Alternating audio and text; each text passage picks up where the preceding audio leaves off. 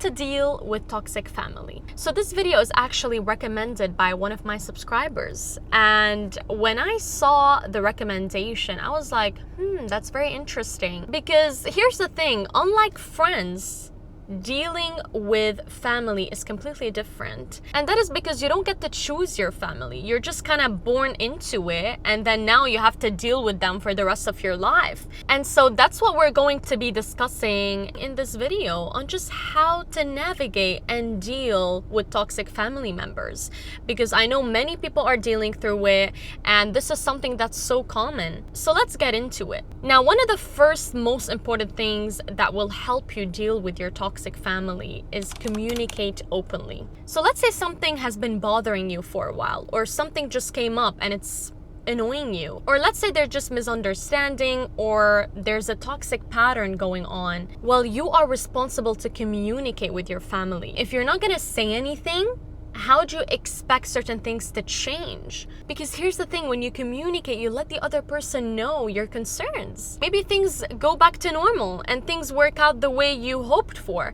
So just take that leap and communicate with your mother, with your father, with your siblings, whatever it may be. Just sit with them. And I suggest you talk to them very calmly while controlling your emotions. Because here's the thing, if you're gonna shout, if you're gonna get angry, then that might escalate into something else. Now, here's the thing. If you try to address the situation and still nothing happened and there's no change that's going on, you just feel like, it just didn't work out, then here's what you need to do.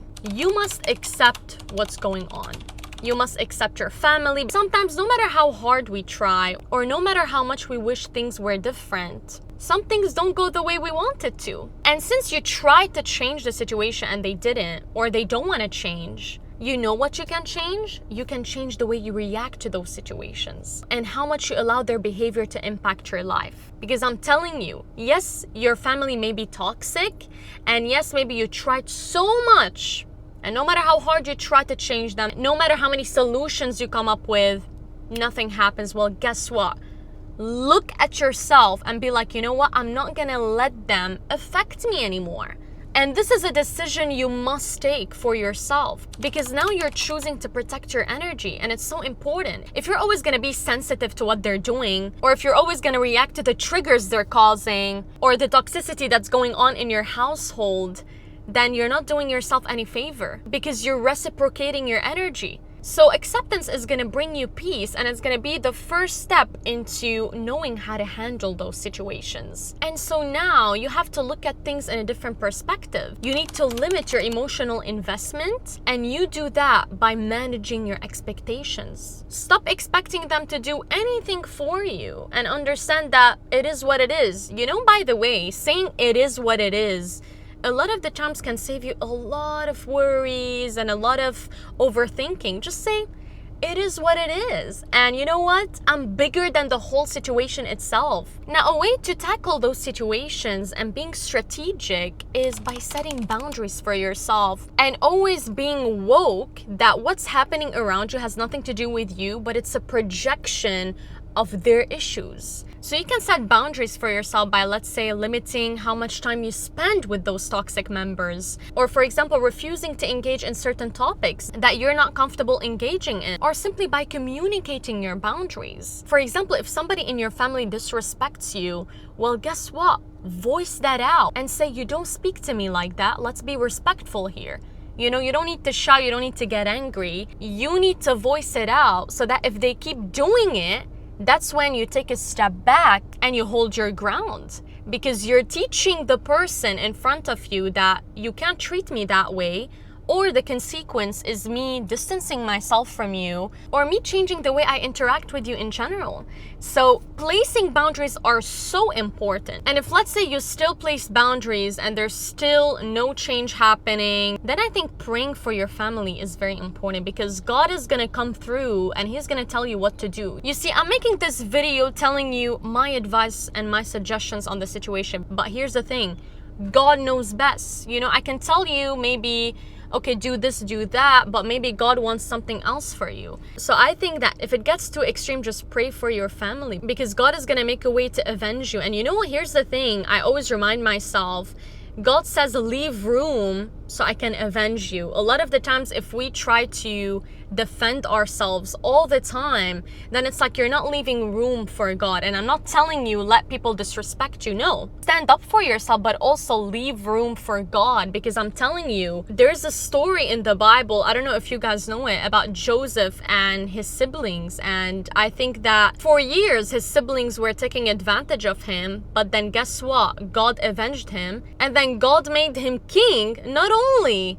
above a nation, but also above his own brothers that hated him. So I'm telling you, pray that God takes your right. And also another way is to detach yourself from the drama that's going on. You know, a lot of the times when you're dealing with toxic family members, all they do is feed off drama. Or some of them, you may find them wanting to have a problem, wanting to cause a problem, because that's what they love to do. You need to learn how to detach yourself emotionally from these situations. So I suggest, you know, after obviously placing your boundaries and being respectful about the situation. You don't have to be disrespectful to place your boundaries. Just don't respond to every single thing that happens around you. You know, if you hear a negative comment, just brush it off. Really, because as I said earlier, you shouldn't put your energy on things that don't deserve it. And most of the time, all they try to do is try to project their issues on us, even though we've done nothing wrong to them. Because a lot of the times when you're dealing with toxic family members, they may hurt you and they think they're still right, like there's nothing wrong with it. Also, I've heard this from many people where some parents, they think they own you. They think that they brought you here and you need to be the way they want you to be. You know, they start to become super controlling. And I'm not talking about them raising you, because that's healthy. I'm talking about them trying to control you in a toxic way. So you being aware of that is really going to help you navigate those situations, because you're gonna look through them. You're gonna be like, honestly, like, I can see what you're trying to do. Most of these parents have been raised wrong, and it's called like generational trauma. They've been traumatized by their parents, and then now they're traumatizing you. And if you don't know how to tackle those situations, you're gonna traumatize your kids even. So you have to break that curse by seeing through the bullshit. Really and honestly, don't take things personally. Realize that everything is literally a projection. Realize that most of them speak from a wounded place. Hurt people. Some parents may even want you to achieve the dreams they've always dreamt of achieving. You know, it gets to that point. And then if you don't take the route that they want you to go through, they make you feel like you're doing something wrong, or they're gonna disown you. So I need you to navigate those situations respectfully, because at the end of the day, they are your family. But don't ignore the inner voice that is telling you, for example, take that path. This is the path that is for you. Or let's say you want to pursue your passion, but your parents want you to be a doctor or an engineer. Please know how to communicate those things to them, and don't do something you don't want to do. And I suggest, if you're really pressured, please pray about it. Honestly, like,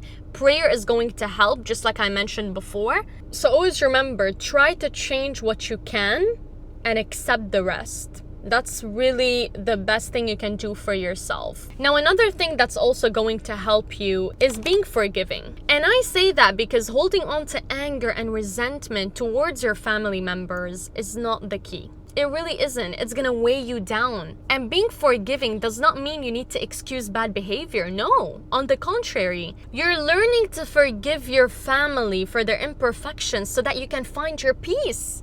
It's also freeing you in a way. You're gonna find freedom. You're freeing yourself from all the emotional baggage and burden they've caused you. I know a lot of you may have been hurt deeply by your family. There's not one child that has never been hurt by their parents, or let's say their family members. It could be your siblings, for example. Everybody gets hurt at some point. And I know for some people it might be more severe than others. And you have every right to be sad, to be upset, to be angry. This is normal, because at the end of the day, you're a human. But those emotions should never control you, because I'm telling you, those emotions can keep you stuck at a level that you don't want to stay in.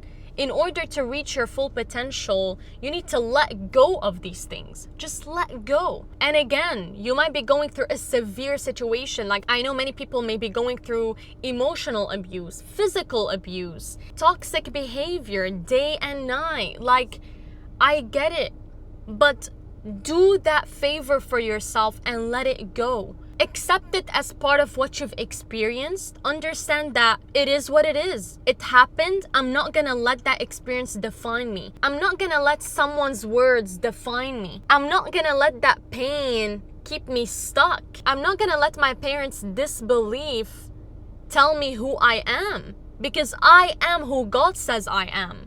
This is the mentality you need to have. If you're not getting love from your parents, you get that love from God. If you don't even hear one good word from them, you give those words to yourself and you read the Bible. Because if you're wondering where all the self-help books came from, it came from the Bible. It's gonna make you realize your worth and value. You are valuable. And just because close people to you may not see your value doesn't mean you're not valuable. And if those close people aren't giving you the respect that you deserve, then guess what? It's their loss, because you are deserving of everything that is great. And God already sealed that for you. So just because someone dear to your heart said those things about you doesn't make them true. God has already bestowed so many gifts on you, so many blessings on you, and the devil is going to try to put you down. And sometimes the devil uses close people to you to try to bring you down. He's trying to figure out how he can keep you upset, because he doesn't want you to reach your greatness. So no matter what happened to you or is happening to you, those things do not define you. What defines you is who God says you are. And that's it. Even if, let's say, you feel like you don't really have parents, you don't really have the family that you hoped for, or let's say you see other people, having such a healthy relationship with their family, guess what? You still have someone to go to, and that is God. God is gonna be your dad. God is gonna be your mother. God is gonna be your sister. He's gonna literally fulfill you in all the ways. And I really need you to seek Him. That's the only way. In the Bible it says, seek first the kingdom of God and everything else will be given to you. And guess what? He says that about all the things that you desire. It could even be your family, the family you never had, the dad you never had, the mom you never had, the siblings you never had. God can be those things to you. So you're not alone.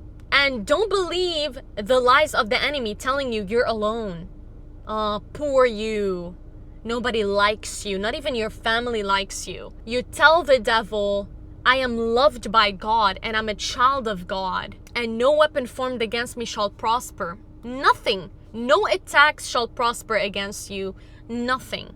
You need to have the mentality that you are bulletproof because God is protecting you. Now, here's the thing. You need to also know when to walk away. And I'm only saying that if the situation is so severe. We're talking about crimes. If that is the case, you need to walk away. And abuse falls under that, by the way. And I only say that as your last resort. Because if, let's say, you're getting abused and you couldn't change the situation, then guess what? Walking away is going to be your healthiest choice and your best choice. Again, go to God about the situation and He'll tell you exactly what you need to do. Because He might be able to change that person. So yeah, in severe situations, you just have to be very woke and very aware of what's going on around you. And you have to choose what's gonna be the best option. And also, I gotta say, where attention goes, energy flows. If all you're doing is focusing on those negative situations that are happening with your family, that's gonna keep you stuck. So you need to pull back that focus and place it on yourself. I would say investing in your personal development is going to be the best thing you can do to yourself. Literally, work on becoming the best version of yourself, regardless of how toxic family behave. I suggest you do physical activity, and that's going to allow you to recharge. Now you're placing your focus on things that uplift you, and that is so important. It could be as simple as you taking a walk alone. You spending time in nature, you reading a book, you going for a run, you hitting the gym, you spending time with your friends, just you doing something you enjoy doing. Because you need to vibrate at a high energy. And if you practice the things you love with passion, your energy is going to be so high that nobody can get to you. And I would tell you that never ever isolate yourself. No matter what happens, do not. It's better for you to go out, experience new things, learn new hobbies. Just keep yourself occupied in things that are uplifting you. It's better than you staying in your bed, crying, being upset. Just please don't be there. Don't stay there. Here's the thing that I always do. If let's say I'm upset or I'm sad, I don't stay there for much. I kind of understand that, okay, now I'm upset, now I'm sad. Boom. After the next 2 hours, that's not gonna happen. I'm gonna go out and I'm gonna move on. That's how you should deal and tackle situations. If there's anything pulling you down, putting you down, no matter who it is, don't allow yourself to stay there for long. Because the more you stay there, it's a waste of time. And learn to be a person that says, okay, that happened to me. I accept it. Yeah, I might cry for a bit, I might be upset, but boom, we move on. Because life goes on. And here's the thing, if it's not gonna matter in 5 years, then it's not worth you spending all that time dwelling on it. A lot of the people keep living in these toxic cycles because all they do is dwell on the situation. You need to get to a point where you don't dwell on the situation. If let's say you want to go and speak to, let's say, one of your friends or one of your therapists, if you want to speak about what's going on with your toxic family, it shouldn't be for you to dwell on the situation and get more upset towards it and become a victim.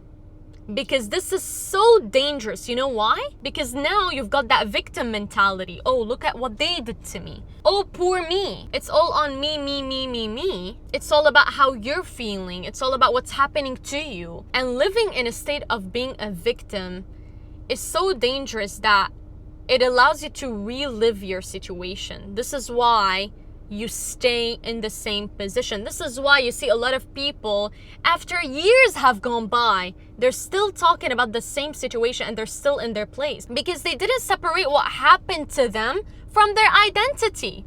They made it their identity. For example, you would see a lot of people that are like, I've been hurt by my parents, I've been hurt by my family, and they keep talking about it for years. You know why? Because they made that their identity. They didn't understand that what happened to them has nothing to do with who they are. They tend to be that miserable person that once was when he was experiencing that situation. So always, if let's say you want to speak to someone about what happened to you, or you want to let it out in a way where it's like, I want to let it out and I want to move on. Talk about it as if it's done and dusted, but it's not attached to you. And that's how you win over your situations. And that's how you'll be able to get over anything that happened to you. No matter what it was, fine, this was part of what I've experienced. That's it. It's not who I am. And yeah, everyone, with that being said, that brings us to the end of this video. I hope this video helped someone out there. If you do want to see more videos, make sure you like, comment, and subscribe to my channel. And make sure you follow me on my socials to stay connected with me. And I will see you all in the next video. Bye bye.